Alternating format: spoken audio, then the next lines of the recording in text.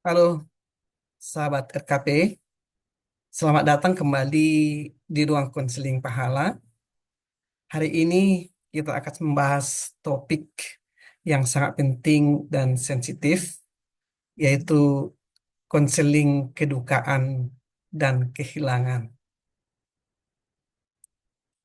Kehilangan adalah bagian dari kehidupan dan tidak terhindarkan oleh siapapun. Itu adalah sebuah keniscayaan yang bisa terjadi kapan saja kepada setiap orang, dan itu akan melahirkan atau menimbulkan rasa penderitaan di dalam batin seseorang karena kehilangan atau kedukaan. Namun, yang penting kita ketahui adalah bagaimana kita merespon dan mendampingi seseorang yang sedang berduka. Hal ini sangat penting karena itu dalam sesi kali ini, video ini hadir sebagai panduan bagi kita yang ingin memberikan dukungan terbaik kepada orang-orang yang dekat dengan kita atau orang-orang yang kita coba menghibur di masa-masa sulit yang mereka hadapi. Saya akan memulai dengan memahami kedukaan. Berduka tanggapan normal terhadap kehilangan. Berduka itu sendiri merupakan tanggapan yang wajar dan normal terhadap kehilangan yang terjadi di dalam kehidupan seseorang. Ini bukanlah tanda kelemahan atau kekurangan iman. Karena kenapa? Karena setiap orang memiliki cara tersendiri di dalam mengungkapkan rasa duka yang dialami di dalam kehidupannya. Dan kita juga perlu menyadari bahwa tidak ada tuh duka yang ringan atau duka yang berat. Karena setiap duka yang kita alami pasti akan memiliki imbas atau akibat di dalam kehidupan kita. Karena itu penting untuk dipahami bahwa tidak ada kategori duka yang ringan atau berat. Yang perlu kita perhatikan adalah ada duka yang rumit atau complicated grief. Kondisi ini bisa terjadi ketika kehilangan datang secara beruntun, datang secara tiba-tiba, datang secara bertumpuk, dan tidak diselesaikan dengan baik. Intinya adalah ada kita merasakan duka atau kehilangan, namun kehilangan tersebut atau duka tersebut tidak terselesaikan atau tidak terproses dengan baik. Misalnya yang paling umum adalah ada yang disebutkan dengan emptiness syndrome, ya. Contohnya pada kasus emptiness syndrome, perasaan kehilangan itu sangat rentan terjadi kepada orang-orang yang sudah lanjut usia. Nah, di mana misalnya anak-anak meninggalkan rumah, itu bisa menjadi duka tersendiri bagi seorang yang sudah senja. Dan itu jadi akan sangat rumit jika disertai dengan masalah-masalah yang mengikutinya. Nah, masalah-masalah apa misalnya yang bisa mengikuti kehilangan emptiness tadi yang dirasakan oleh kaum-kaum atau orang yang sudah di usia senja? Bisa saja itu hubungan suami istri yang kurang harmonis. Misalnya istri tidak memberikan dukungan yang sewajarnya kepada suami di hari tuanya, sementara anak-anaknya atau keluarganya tidak ada lagi bersama mereka. Bisa juga istri yang tidak memberikan dukungan kepada suami atau suami tidak memberikan dukungan kepada istri karena akibat dari hubungan yang kurang harmonis. Nah, bisa juga Emptiness itu dirasakan karena masa menopause yang sulit bagi seorang ibu yang kadang-kadang tidak dimengerti oleh pasangannya atau bahkan orang-orang di sekitarnya. Nah, bisa juga karena adanya alasan kesehatan. Biasanya semakin menua, orang akan mengalami problem kesehatan. Nah, disinilah dirasakan seperti kalau dibilang emptiness berarti sarang yang kosong atau rumah yang kosong yang sebelumnya ada dukungan dari anak, ada dukungan dari suami, tapi tiba-tiba anaknya harus meninggalkan rumahnya. Nah, disitulah terjadi kehilangan atau duka tersendiri di dalam orang yang mengalaminya. Nah, bisa juga selama orang menjalani masa-masa di hari tuanya, kemungkinan akan diperhadapkan dengan masalah tekanan finansial. Karena itu, kita harus mengerti emptiness syndrome bisa sangat mempengaruhi kebahagiaan seorang yang sudah menua karena dia kehilangan dukungan yang biasanya dia alami di dalam kehidupannya. Dalam situasi seperti ini, pendampingan yang tepat sangat dibutuhkan. Yang kemudian, yang paling penting kita pahami adalah mengenal tahapan berduka. Ada seorang psikolog yang dinamai dengan yang disebut Elizabeth Kubler-Ross, ya. Dia menjelaskan ada 5 tahapan berduka dan tentunya ini sangat berbeda-beda di dalam setiap orang. Kalaupun dibilang 5 tahapannya itu dari nomor 1 sampai nomor 5, bisa saja tahapan tersebut rolling atau mungkin dia mengalami tahapan 1 langsung ke tahapan 3 atau kembali lagi, tapi pada umumnya ada 5 tahapan duka yang perlu kita pahami. Teori yang cukup dikenal dalam memahami proses berduka adalah model 5 tahapan dari Elizabeth Kubler-Ross. Penting untuk diingat bahwa tahapan ini tidak selalu dialami secara linear, garis lurus, artinya berurut, dan setiap individu mungkin melewatkannya atau melewatinya dengan cara yang berbeda-beda. Dan itu kita harus memahami sebelum kita memberikan konseling kedukaan atau pendampingan kedukaan, kita harus mengerti tahapan-tahapan di mana orang yang lagi berduka itu sedang berada sekarang. Pada umumnya, fase yang dilakukan atau dialami seseorang adalah yang pertama, fase pengingkaran, denial. Perasaan tidak percaya, penolakan terhadap kenyataan, dan rasa syok yang luar biasa.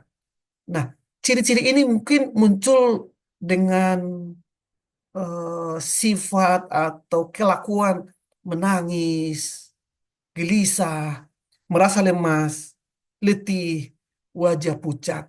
Nah, bisa kita bayangkan, misalnya seseorang yang kehilangan pekerjaan, pada hari ini dia sudah tidak bekerja lagi. Besok, karena kehilangan kerja, dia tidak akan pergi lagi ke tempat dia bekerja. Dalam tahapan tersebut, dia masih mengingkari apakah benar. Makanya kadang-kadang orang sampai mencubit lengannya. Apakah benar yang saya alami itu ini? Demikian juga pada saat orang mengalami duka cita, seolah-olah tidak percaya apakah benar yang dialaminya itu sedang terjadi. Tahap awal yang perlu kita pahami adalah bagi orang yang sedang berduka, dia akan mengalami fase pengingkaran. Nah, kemudian fase yang kedua ada yang disebutkan dengan fase marah, anger. Nah, perasaan marah yang bisa ditunjukkan kepada orang lain atau bahkan kepada objek tertentu. Ciri-cirinya adalah wajah memerah, suara meninggi, tangan mengepal, denyut nadi meningkat, gelisah, perilaku agresif. Dan ini adalah luapan dari rasa marah karena dia memang belum bisa menerima, atau dia sudah menghadapi tetapi ada yang belum terproses di dalam kedukaannya, sehingga dia meluapkan dengan rasa marah. Itu sebabnya ketika orang mengalami kedukaan selalu bertanya, kenapa? Mengapa mesti? Nah, hal-hal ini adalah fase eh, marah yang perlu dipahami oleh orang yang mendampingi. Karena itu kita harus lebih hati-hati mengungkapkan apa yang harus kita katakan kepada orang yang mengalaminya. Jangan karena berteriak histeris kita menjadi menjauh atau pendamping menjadi menarik diri. Tidak. Tapi yang paling penting bagi kita, yang pertama, berempati dan memberikan pemahaman. Kita memahami apa yang sedang mereka alami saat ini. Nah, kemudian ada yang disebut dengan fase depresi. Ini adalah fase yang ketiga. Individu atau orang yang mengalaminya menunjukkan sikap menarik diri dari lingkungan sosial, enggan berbicara, dan merasa putus asa. Nah, ciri-ciri ini bisa kita lihat dengan misalnya dia suka menolak untuk makan. Ada orang yang menjadi amnesia atau susah tidur, ya. Ada orang yang kehilangan minat kepada perkumpulannya, reuni-reuni atau komunitasnya. Dan juga ada orang yang meninggalkan aktivitas yang dulu sangat dia sukai, tetapi tiba-tiba karena dia merasa depresi, dia melupakannya. Misalnya orang yang dulunya sering melakukan olahraga, tetapi karena di dalam fase depresi ini dia menunjukkan sifat menarik diri. Kembali bagi seorang pendamping, pahami di tahap mana seorang yang lagi mengalami duka tersebut berada. Nah, kemudian tahapan berikutnya adalah tahapan keempat, fase tawar-menawar atau bargaining. Nah, pada tahap ini, setelah mampu mengungkapkan kemarahan, orang yang sedang berduka akan mencoba membuat kesepakatan atau rasionalisasi diri berdasarkan nilai-nilai yang dianutnya. Jadi di sini sudah mulai ada kesadaran. Misalnya seorang yang berduka, dia tiba-tiba meninggalkan semua aktivitas yang diikuti, meninggalkan perkumpulan. Tetapi di dalam fase 4 ini, dia sudah mengalami sebuah kesadaran. Jika tidak kulakukan ini, maka hal ini akan terjadi kepada saya. Ketika ini saya lakukan, maka akibatnya ada seperti A, B, C. Nah, karena di dalam fase tawar-menawar ini, orang yang berduka tersebut sudah menyadari apa yang sudah dialami, sudah mulai berproses. Dia sudah mengalami kedukaan, sudah meluapkan perasaannya, dan dia sudah melihat ke depan. Life must go on. Kehidupan harus berlanjut. Karena itu, dia sudah mulai menimbang-nimbang, menghitung-hitung apa yang dia lakukan, apa akibatnya yang bisa diterima, apa manfaatnya bagi dia jika dia terus melakukan hal yang sama. Nah, tahapan yang terakhir atau yang kelima adalah yang disebut fase menerima atau acceptance. Nah, fase ini ditandai dengan reorganisasi perasaan terhadap kehilangan atau kedukaan. Pikiran yang terus terpusat pada objek yang hilang mulai berkurang. Yang tadinya pasangan ia tinggalkan oleh pasangannya, setiap hari dia akan ke pusarannya, setiap minggu, setiap bulan. Tapi ketika kesadaran sudah semakin dia dapatkan, maka lambat laun yang tadinya dia menarik diri, dia sudah mau berbaur lagi. Yang tadinya dia suka meluap-luap marahnya, dia sudah lebih normal.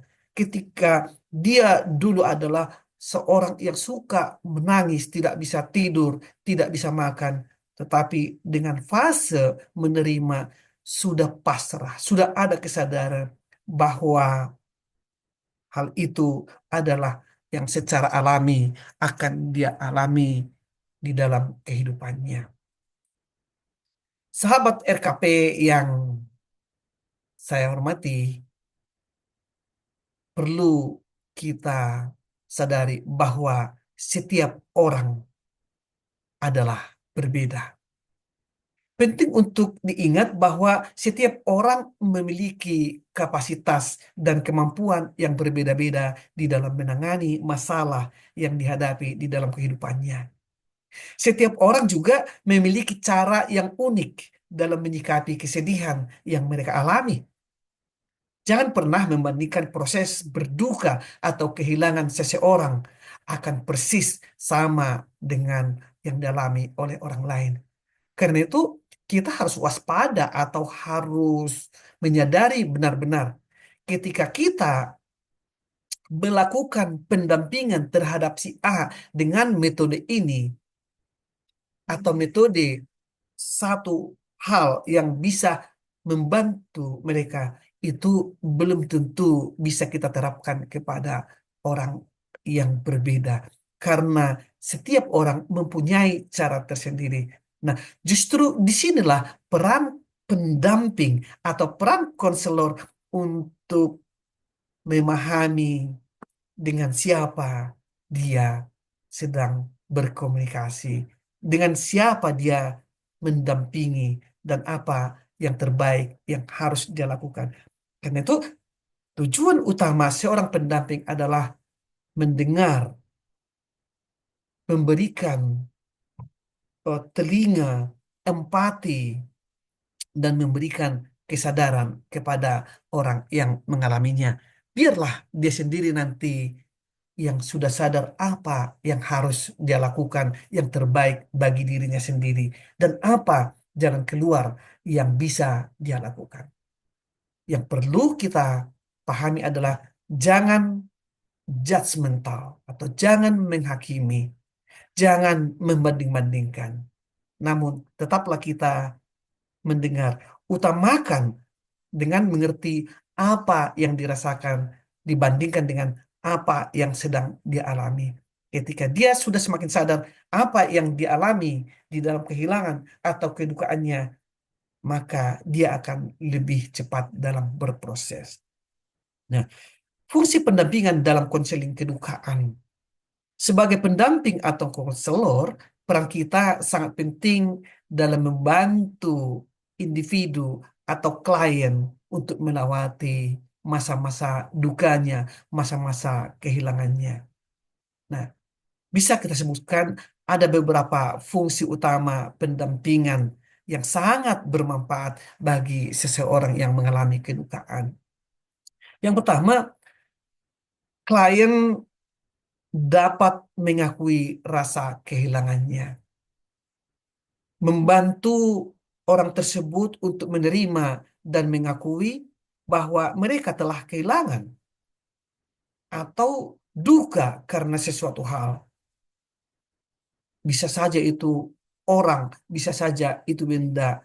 Tetapi yang paling pertama adalah bagaimana menimbulkan atau melahirkan kesadaran bahwa mereka sudah mengakui rasa kehilangan tersebut.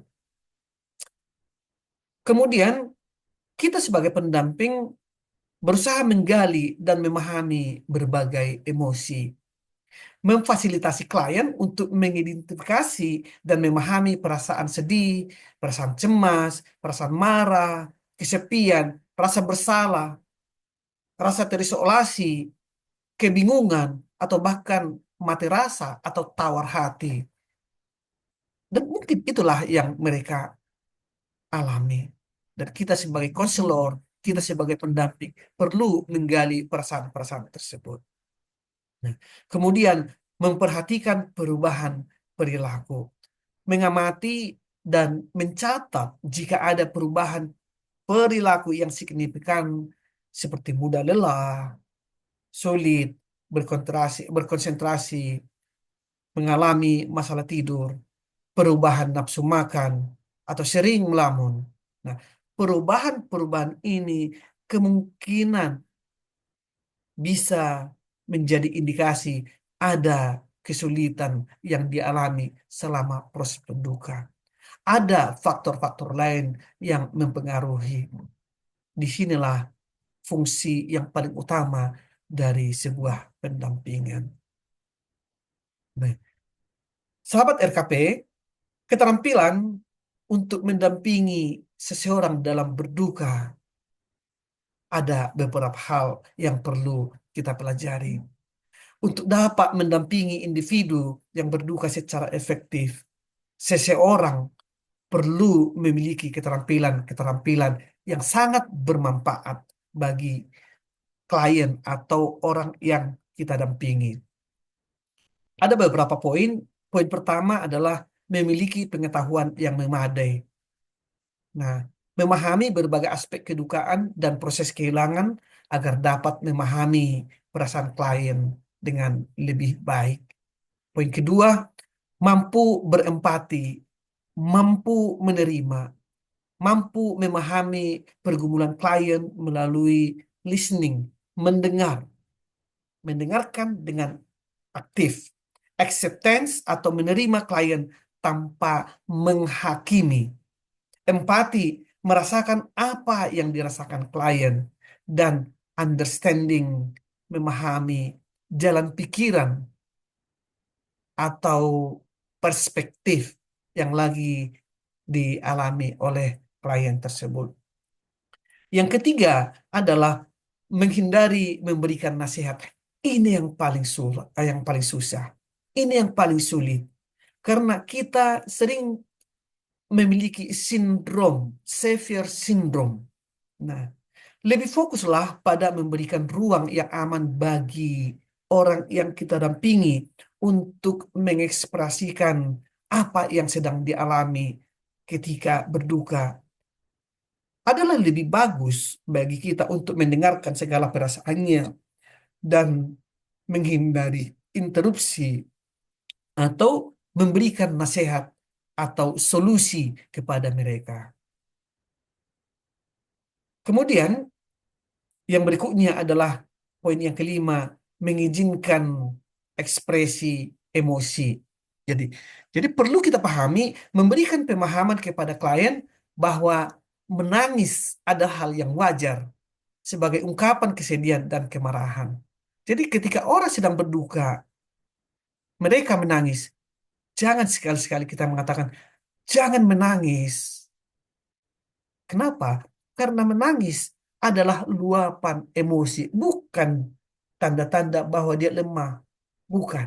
Nah, disinilah kita perlu memahami untuk mengizinkan apapun yang diekspresikan oleh seorang yang mengalami kedukaan itu adalah hal yang wajar. Nah, yang kemudian, yang poin yang keenam adalah memberi ruang untuk ekspresi bebas. Ya, artinya hampir sama dengan poin yang kelima, menciptakan lingkungan di mana klien merasa aman untuk mengekspresikan perasaannya tanpa takut dihakimi atau disalahkan. Misalnya, kalau teriak-teriak, menangis, bahkan diam, biarkan saja, berikan dia ruang. Yang dia butuhkan adalah ada orang yang memberikan pendampingan dan dukungan. Dan yang lebih penting adalah poin ketujuh, sabar dan hadir. Hadir berarti kita memberikan hati kita, bersedia mendampingi orang yang sedang kita dampingi, meskipun mereka sedang tidak ingin berbicara. Kehadiran dan kesabaran kita, Anda sebagai seorang konselor atau pendamping, merupakan bentuk dukungan yang sangat berharga bagi mereka. Poin yang kedelapan adalah memberikan perhatian nonverbal. Nah, artinya selama proses pendampingan kita bisa menunjukkan perhatian melalui tindakan nonverbal, seperti kita menatap matanya dengan lembut, kita menyentuh pundaknya, kita memegang tangannya, kita berusaha menenangkannya. Tentunya, jika hal itu adalah hal yang normal atau orang yang bersangkutan bersedia untuk menerimanya. Orang mungkin butuh pelukan. Orang bukan butuh sandaran. Kita sebagai pendamping, mari kita sesuaikan apa yang sedang dirasakan. Dukungan seperti apa yang paling dia butuhkan saat tersebut. Yang terakhir, sahabat ruang konseling pahala yang saya kasihi, hindari kalimat-kalimat tertentu. Dalam proses pendampingan bagi orang yang sedang berduka atau sedang mengalami sebuah kehilangan. Yang pertama, janganlah terlalu berlarut dalam kesedihan. Nah, ungkapan janganlah terlalu berlarut dalam kesedihan. Kita ungkapkan kata-kata tersebut kepada orang tidak pada waktu yang tepat ketika mereka sedang mengalami kedukaan atau kehilangan. Kenapa? Karena kalimat ini meremehkan atau menganggap enteng perasaan duka atau kehilangan yang sedang mereka lakukan. Dengan kita katakan atau kita mengatakan jangan, berarti kita menginterupsi apa yang sedang dia rasakan. Kita menganggap remeh. Jadi hindarkanlah, janganlah terlalu bersedih, janganlah menangis, janganlah terlalu diingat, janganlah terlalu begini, jangan, jangan, jangan. Nah, hal itu bisa dianggap tidak memahami apa yang sedang dirasakan oleh orang lain. Karena itu, hindari perkataan, jangan terlalu berlarut di dalam kesedihan. Kemudian, ada perkataan yang perlu kita hindari, yaitu orang lain juga pernah mengalami hal yang seperti ini. Nah, ada orang yang membanding-bandingkan apa yang dirasakan si A dengan si B. Orang mengatakan si A merasakan atau menghadapi persoalan yang lebih berat. Si C mengalami rasa duka yang sangat besar. Nah, ketika kita mengatakan hal itu kepada orang, dia akan berpikir, kamu tidak mengerti apa yang saya rasakan. Benar, kita tidak boleh membandingkan apa yang dirasakan oleh orang lain, apalagi saat keadaan duka. Bisa kita berempati, menarik kepada diri kita sendiri. Ketika kita berduka, tiba-tiba orang yang mengatakan, si A juga berduka, si B juga berduka, kenapa Anda harus berduka? Nah, itu adalah pelecehan di dalam perasaan. Itu adalah judgment, penghakiman. Karena itu, mari kita hindari untuk mengatakan atau membandingkan apa yang sedang dirasakan atau sedang dialami orang lain dengan orang-orang yang sedang mengalami yang kita hadapi. Kemudian, kita perlu menghindari, saya pernah mengalami hal yang lebih buruk dari yang saudara alami. Hampir sama dengan yang sebelumnya. Kalimat ini justru berfokus pada pengalaman Anda yang memberikan penghiburan dan bukan pada rasa sakit yang sedang dialami klien. Ketika kita mengatakan saya juga pernah, berarti objek yang sedang kita lakukan atau yang sedang kita hadapi bukan orang yang sedang berduka, tetapi adalah kita sebagai pembicara. Itu tidak berjalan searah dengan tujuan kita untuk menghibur orang. Bukan berarti dengan memberikan informasi bahwa orang lain pernah melakukannya atau sedang melakukannya, artinya apa yang dirasakan oleh orang lain menjadi serupa atau lebih kecil, dia sendiri akan menyadari apa yang sedang terjadi di sekelilingnya. Biarlah dia sendiri yang mengatakan itu karena kesadaran yang dia dapatkan.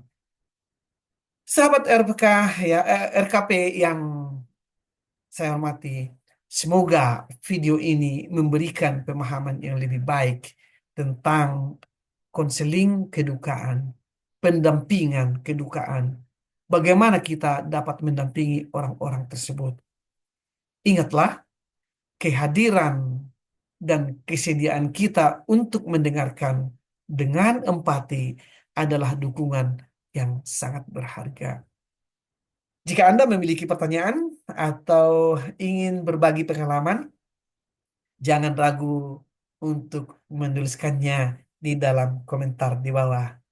Jangan lupa like, share, subscribe channel RKP Ruang Konseling Pahala untuk konten-konten edukasi lainnya.